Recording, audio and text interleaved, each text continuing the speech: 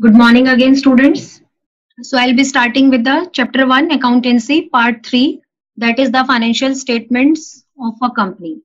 So first we will be first there will be recapitalization of the previously done topic, yesterday's topic. So afterwards we'll be moving for today's topic. Yesterday we learned about financial statements of a company. I told you that there are four financial statements: balance sheet, statement of profit and loss, notes to account, and cash flow. Format of balance sheet is given. Part 1, Schedule 3, Indian Companies Act 2013. Format of profit and loss account is given. Part 2, Schedule 3, Indian Companies Act 2013. Then notes to accounts are the detailed descriptions of the information given in balance sheet and statement of P&L. These notes are always attached with the statement of P&L and balance sheet, so the outsiders can check the details of each and every item given in the statement. And cash flow statement, to know about the cash flow position of the business, the sources of the cash and the uses of the. Then we started with the balance sheet. Balance sheet is prepared in vertical form. Company's balance sheet is prepared in vertical form, and that is the first side of the balance sheet was equity and liability side. In equity side, I told you that four major heads are there. First major head was shareholders fund. Then second is share application money pending on allotment. Third is non-current liability. Fourth is current liability. I think till now you must have learned all these four major heads at least. And each major head has some subheads. Under shareholder fund, we discussed three subheads. First was the share capital, that includes equity share capital and preference share capital, and detail of all both the capitals will be doing, I told you, in book 2, chapter 8. So here we are considering only two type of share capital under share capital, that is equity share capital and preference share capital. Then we did reserve and surplus. So in reserve and surplus, I told you that all the reserves will be appearing.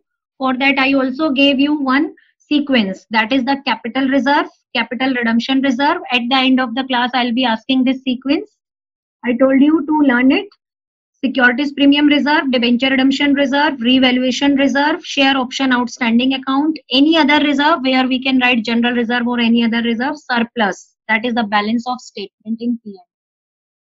Then we did money received against share warrants, and I also told you that money received against share warrants will be not the part of the numericals. So for numericals, our shareholder fund has only two parts, share capital and reserve and surplus. It can be one marker theory question.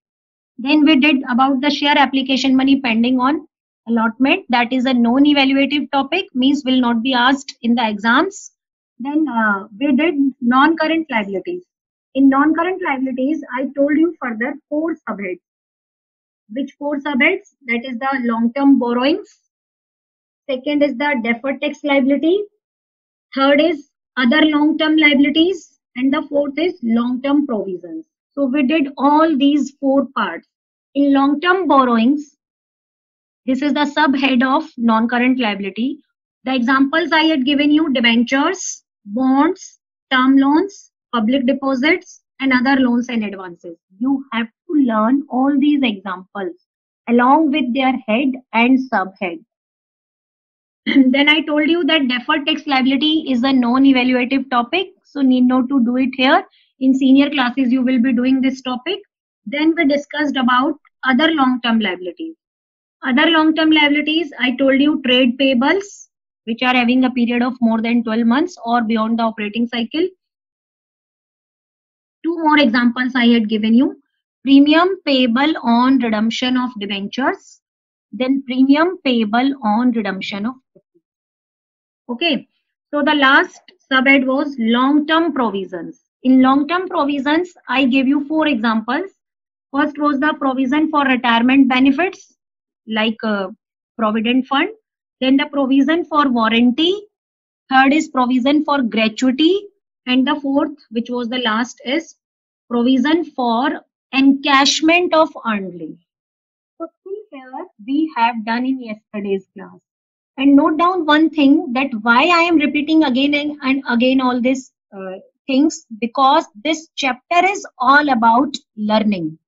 Here you have to learn, only learn. I'll be telling you and you have to learn. And if you are not learning, then it will be difficult for you for chapter 4 and 5.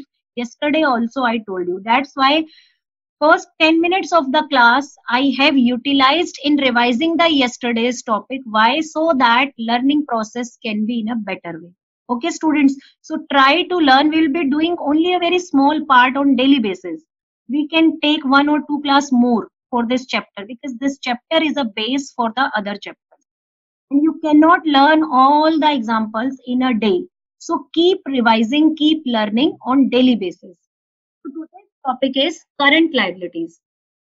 Current liabilities we have already studied in 11th class too. The liabilities which we need to pay within a period of 1 year, within a period of 1 year, or within the operating cycle. Today we will be also discussing the concept of operating cycle.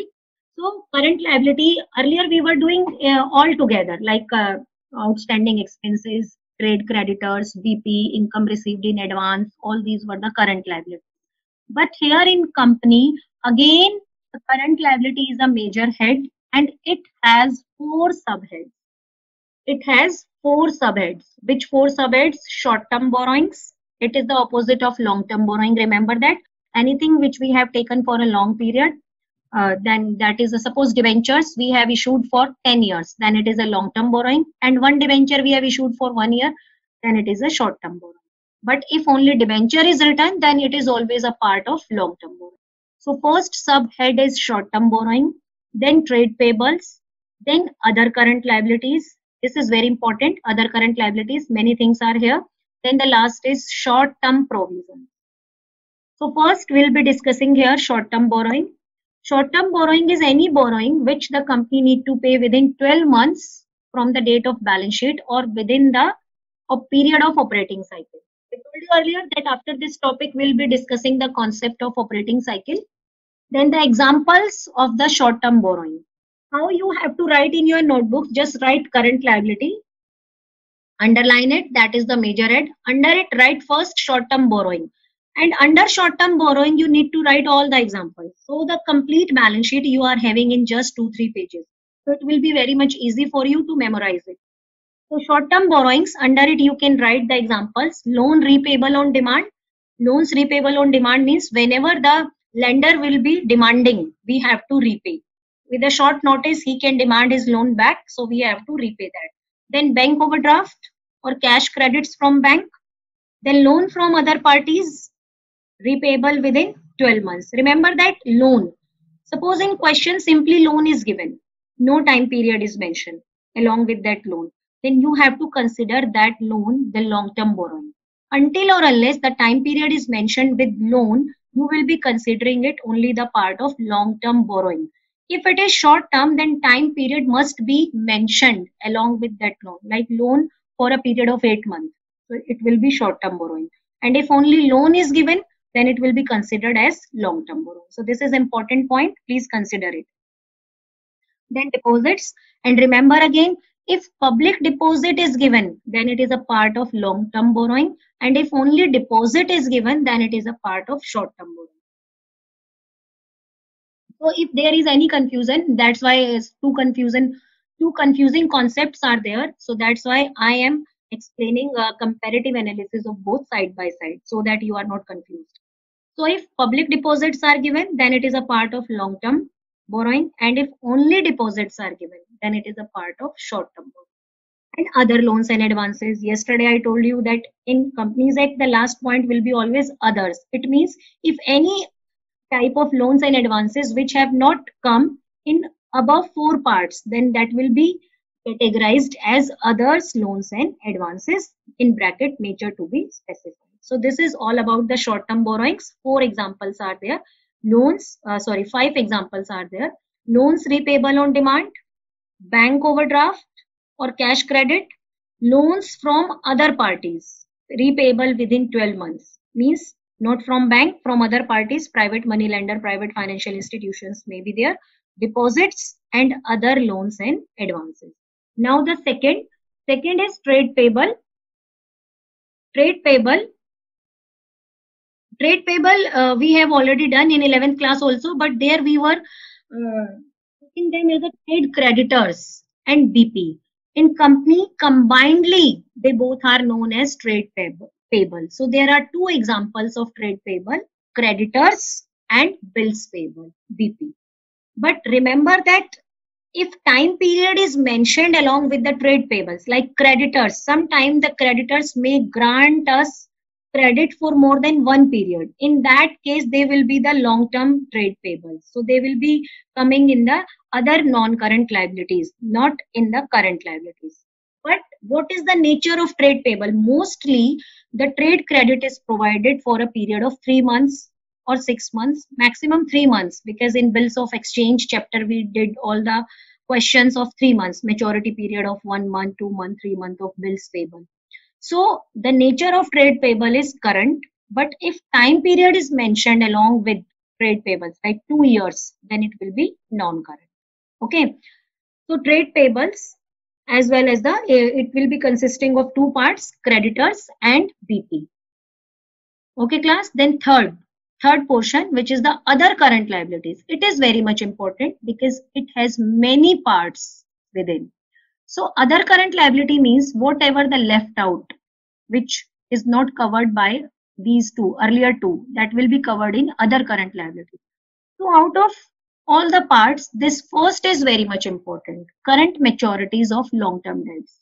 Listen carefully, it's a little bit difficult concept. So if you are not paying attention, you will not be able to understand.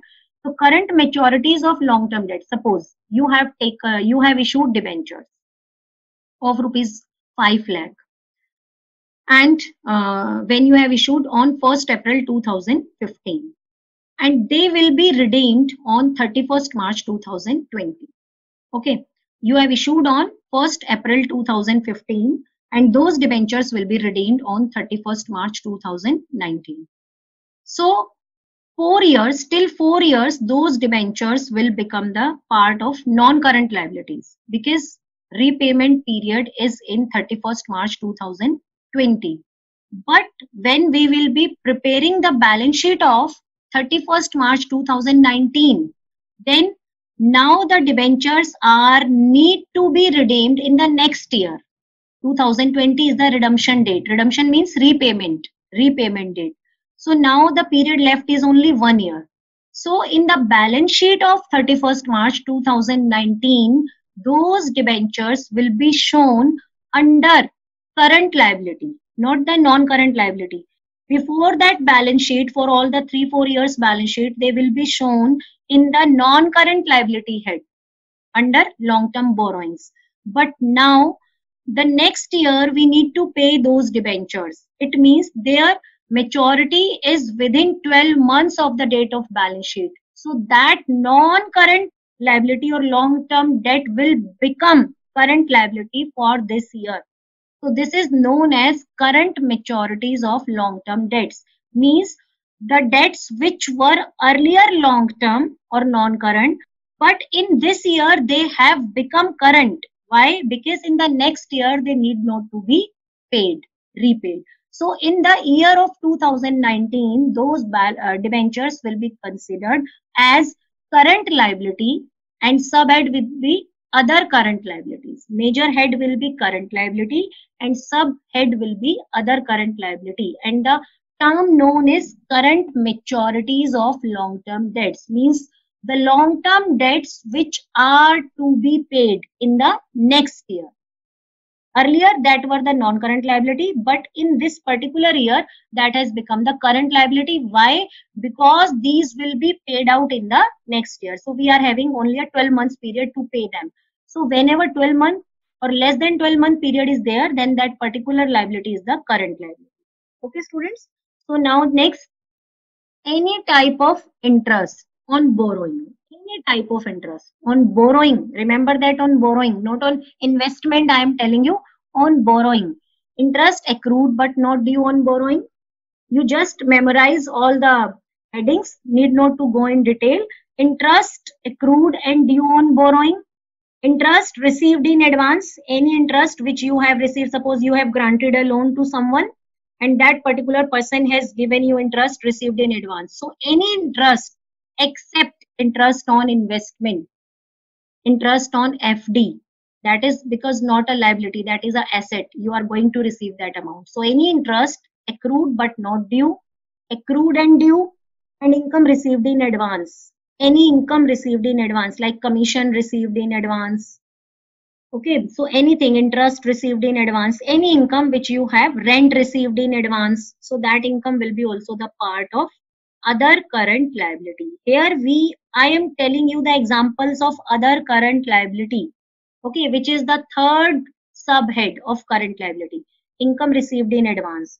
Fourth, unpaid dividend. As we all know that companies need to pay dividend, so sometime company has declared the dividend, but the shareholder have not appeared to claim that. It means they have not taken it from the company. From company side, it is declared, means company is ready to give, but the shareholders have not claimed it. So that dividend will be known as unpaid dividend or unclaimed. Why it is current liability? Because whenever the shareholder will be claiming, company need to pay it without wasting any single day. So next, excess application money, which is due for refund. So if the company has issued shares and on those shares company has received any excess money, that it is to be refunded within a period that is mentioned in the articles of association. So that money is also a current liability. Next, any unpaid interest due on unpaid matured debentures and interest. Any interest I told you, so need not to learn all these things again and again. You just learn, it will be a trick for you, that any interest which you have to pay, whether it is accrued or not, whether it is due or not, is the part of other current liabilities. Calls in advance, any call which you have received in advance on shares. Then other payables, what others are left. I told you earlier that everywhere there will be a column of other. So if all these items are not covering some items, they will be coming in other payables. What, for example, like outstanding expenses, provident fund payable, like one employee has retired this year. Otherwise, the provident fund is the example of long-term provision. But suppose one employee is retired this year, is going to retire this year, so we need to pay his provident fund at his retirement. So that will be the provident fund payable this year. So this will become the other current liability. ESI payable, employees state insurance balance, और जो भी आपने CGST, SGST you have studied. So every businessman has to pay that CGST, IGST, SGST to the government. If till now, till the date of balance sheet, they have not paid it, then it will become the part of current liability. So I am repeating here this again because this has many parts as well as it is a very important concept. Other current liability. This is the third subhead, other current liability. Third subhead of current liability. So current maturities of long-term debts. Then any interest which you need to pay. Need not to consider accrued, due, accrued, due and accrued. Need not to consider. It's a trick. Any interest which you need to pay on borrowings will come where? In other current liability. Then any income which you have received in advance, you can write all these examples together under other current liability. Then unpaid dividends, then application money, then any interest again, calls in advance, then others may outstanding expenses, output CGST, output SGST and output IGST, provident fund payable. Payable means expenses which we need to pay. So outstanding expenses or any expense payable will come in other current liability. So the last head is short-term provision. Short-term provision means already we have studied in 11th class provisions, the amount set aside to meet future liability, amount of which is not determined but estimated. Means actual amount we don't have, we have just estimated. So the examples are provision for employees benefit, provision for expenses, provision for tax. You can write one or two more provisions here. Provision for tax, provision for doubtful debts, provision for discount on debtors, provision for depreciation, which will come in other provisions definitely. So short-term provisions, provision for employees benefit, provision for expenses, provision for tax, provision for depreciation, provision for doubtful debts. Here you may confused in long-term provisions and short-term provisions. So long-term provision are different, that is to be meant for a longer period, and short-term provisions are different, that is meant for a shorter period. Means which we need to pay within a period of 1 year. Next, liability and provision. You all know the difference between liability and provision. Liability is that amount whose amount is certain. Amount is certain, not estimated. But provision amount is not certain. It's also a liability. We know that it's a liability, but the amount we cannot decide. So now we have done the complete equity and liability side with 4 major heads. Shareholder fund, share application money pending on allotment, non-current liability, current liability.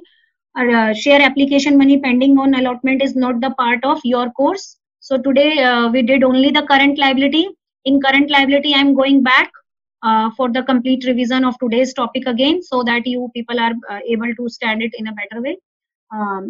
Short-term borrowings, I told you 5 parts: loan repayable on demand, bank overdraft, cash credit, loans from other parties, deposits and other loans and advances, trade payables, trade creditors and bills payable to be paid within a period of 12 months. Then other current liability, current maturities, interest, any type of interest, income received in advance, unpaid dividend, excess application money which is due for refund, policy in advance, CGST, SGST, output, IGST, provident fund payable, outstanding payable, short-term provisions, provision for employee benefit, provision for expenses, provision for tax, other provisions. Then I am going with the numericals, in which manner the numericals come in the exam. Like first question I am reading here, name the subheads under the head current liability. Only the subheads are asked, not the major head. In the equity and liabilities part of the balance sheet as per schedule 3, what are the subheads under current liabilities? 4 subheads we did today: short-term borrowing, trade payables, other current liabilities and short-term provisions. These are the 4 subheads of current liability. So in this manner question can come. Next question, name any 5 items that are shown under reserve and surplus. I told you total 8 items. So any 5 items may be asked, so you have to write 5. You may follow sequence here, it will be better.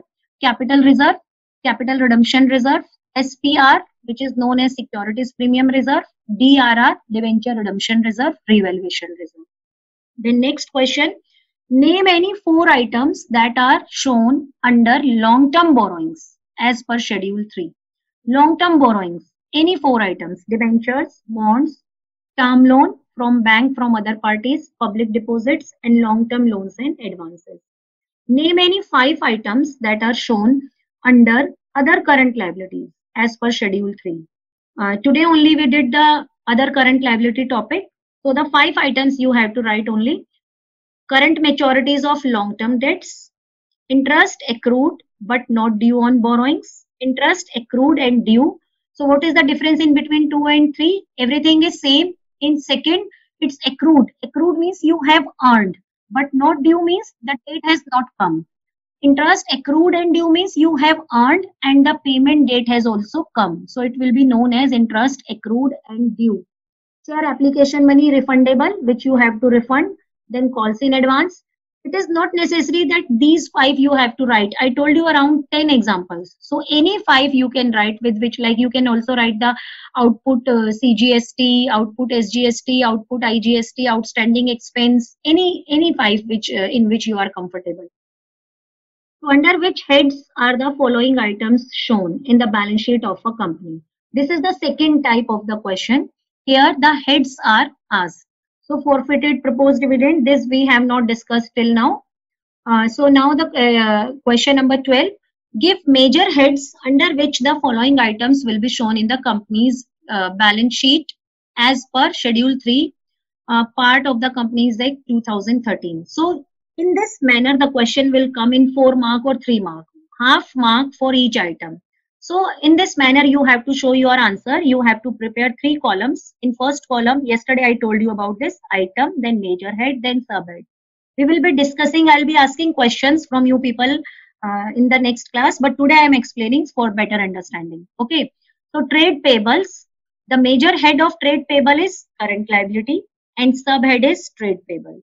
Second is provision for tax. So major head for provision for tax is current liability and subhead is short-term provisions. Then surplus, balance in statement of profit and loss, debit. Debit balance in P&L means loss. So loss will be shown in a bracket always. So the major head is shareholder funds. Subhead reserve and surplus, and in bracket you have to write as negative amount. How we come to know that it's negative amount? I told you earlier that if there is a debit balance means P&L के debit side में answer आ रहा है, तो it means that is a loss. Debit के answer loss. Debit side is more. Debit balance here means debit side is more than the credit side. So we'll be having answer in credit side, but the balance will be known as debit. Why? The debit side is more than the credit side. Then surplus, that is balance in statement of P&L account. If only surplus is given in the question, nothing is mentioned with it, debit or credit, then you will assume it as a profit or positive balance. Because when negative balance will be there, then it will be mentioned debit. If no negative balance, then it will be assumed as positive balance. So again, the shareholder fund, reserve and surplus. And proposed dividend and call liability, we have not discussed till now. So I'm not discussing here. Now the next topic, that is the operating cycle. It's a very easy topic. It will take just 5 to 8 minutes. So operating cycle. Operating cycle is a cycle. It can come in 1 marker question. Definition. It is the time between the acquisition of an asset for processing and its realization into cash and cash equivalents. Operating cycle is the time gap between the acquisition of an asset for processing and its realization into cash and cash equivalent. For example, you can see this diagram. Suppose we are having cash with us. So a manufacturing company will be buying raw material with that cash.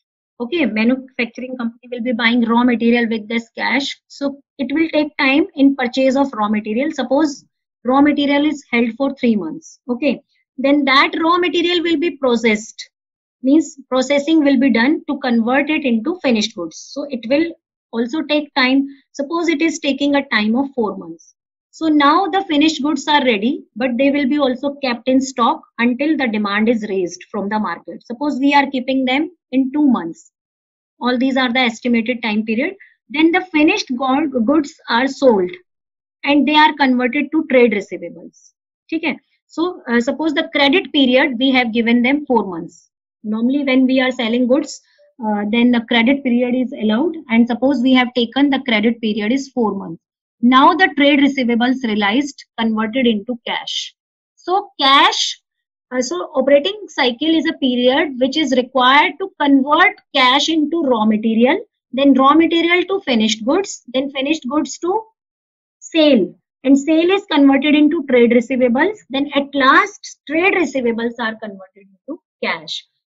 So this all time period is added up. So operating cycle is of 13 months. 3 months plus 4 months, 7. 7 plus 2, 9. 9 plus 4, 13. So manufacturing firm's operating cycle here in this example is 13 months. And remember one thing, this operating cycle differs from one company to another company. It may be same or it may not be same. Okay.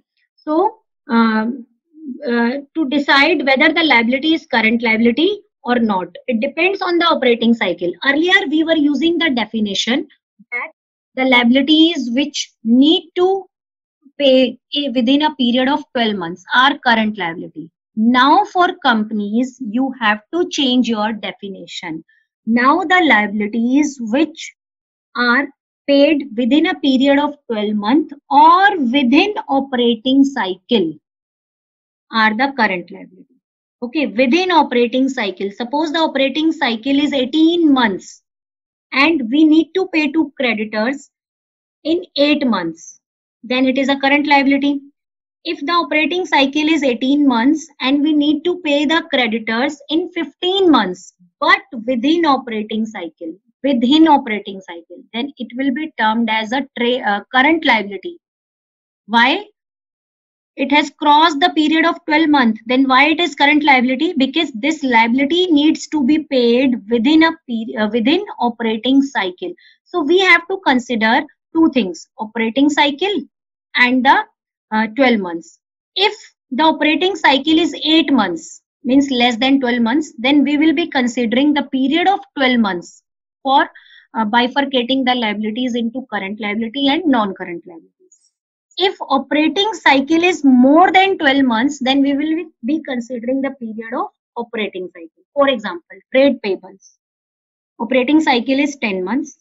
Expected period of payment 8 months. So this expected period of payment means we need to pay to creditors at the end of the 8th month. So operating cycle is 10 months and the expected period is 8 months. So this liability will be termed as, tell me, current or non-current? You can give me answer in boxes, chat box. Operating cycle is 10 months and expected period is 8 months. Try whether it is current or non-current. This trade payable is current or non-current? Yes, Anshika, Vaibhav, Harshita, it's current because it is within 12-month period as well as within operating cycle. Operating cycle we will consider only when the time period of operating cycle is beyond a period of 12 months. Next, operating cycle is 10 months. Operating cycle is 10 months and we need to pay at the end of 12. So tell me this, current or non-current? Tell me this, current or non-current? Yes, Anshika, you have written non-current. Give me answer, students. I want some more answer. Divya is also written non-current. Okay, no, it will be current. Why? Because it is beyond the operating cycle, but within a period of 12 months. So this is the definition that whenever a liability we need to pay within a 12 month, then it is always current, irrespective of its operating cycle. But when we are going to pay it after 12 months, then it may be current or it may be non-current depending on the length of the operating cycle. So in third example, the operating cycle is 10 and the expected period is 15. So it will be current or non-current? Non-current. Why? Because the operating cycle is 10 months and the maximum period is 12 months and expected period is 15 months, which is beyond the operating cycle as well as the period of 12 months. So next, trade payable, operating cycle 18 months and the expected period is 15 months. Operating cycle here is 18 months and expected period is 15 months. So within operating cycle, yes, very good. Deepak, Anushka Bansal, Tushar, you are wrong, beta. And Varun Bhatia, you are correct. Anmol Arora, very good. So the crux we can say is that any liability which is paid within operating cycle, irrespective of time period, within operating cycle, it may be of 24 months, it may be of 20 months, then it is always current liability. And if operating cycle is less, then we need to consider the period of 12 months. If it is payable within 12 months, then it is also operating. When it will become non-operating? When it is paid after operating cycle as well as after a period of 12 months. So in third example, same happens. Operating cycle is 10 and the payment we need to pay after 15 months, which is beyond the operating cycle and beyond the period of 12 months. So it will be considered as non-current.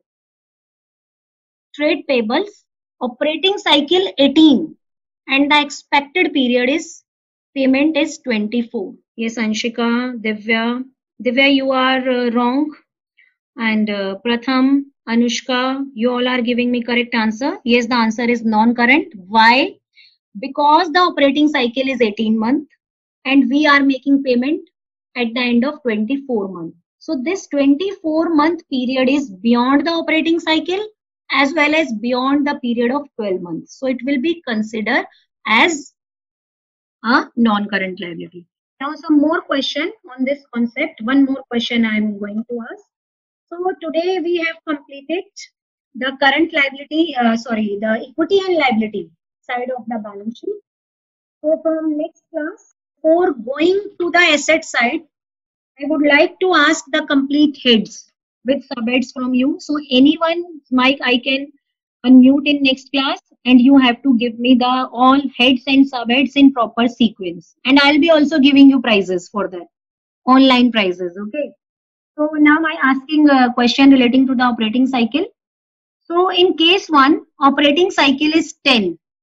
An expected period of realization is 11. So it will be current or non-current. Operating cycle is 10 and period is 11. So it will be current or non-current. Anything is within a period of 12 months, then you have to consider 12-month period. If anything beyond 12 months, then you have to consider operating cycle. If it is within operating cycle, then it is current. The last, operating cycle 14 and realization period is 13. Operating cycle 14 and realization period is 13. Yes, very good. It's current. Very good.